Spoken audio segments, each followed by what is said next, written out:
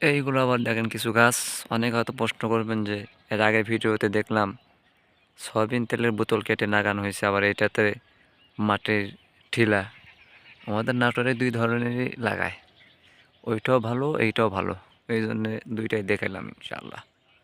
এই যে কিছু গাছ লাগা রাখছে, এই গাছে তো আবার একটা পাখিও খাচ্ছে, ওই যে দেখেন পাখি পাখি।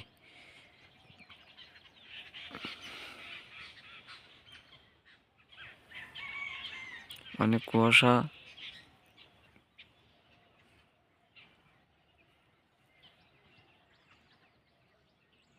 কুয়াশার কারণে কিছুই দেখা যাচ্ছে না।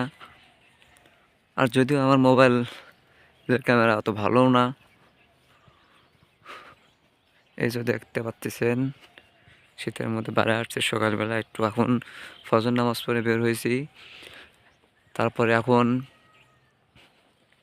সূরা ইয়াসিন পড়ছি, পরে এখন বাইরে বের হয়েছি, যাই একটু গাছের রস খাবো শীতের সিজনে, যেহেতু রস খাওয়াই হয়নি, এইবার আজকে প্রথমবার খাওয়া হচ্ছে এই সিজনে। ইনশাল্লাহ অনেকটা মজা হবে ইনশাআল্লাহ। এখন এই রস পারবে আর আমি খাবো ইনশাল্লাহ, আমাদের ওই কাজের লোকটা এসে রস পারবে ইনশাল্লাহ। আপনারা যদি খাইতে চান তাহলে চলে আসেন আমাদের নাটোর জেলার সিংড়া থানা অন্তর্গত 12 নম্বর ইউনিয়ন রহমাননগর খাজুরিয়া কই গ্রামে চলে আসুন, এসে আমরাও রস খাওয়া যান ইনশাআল্লাহ।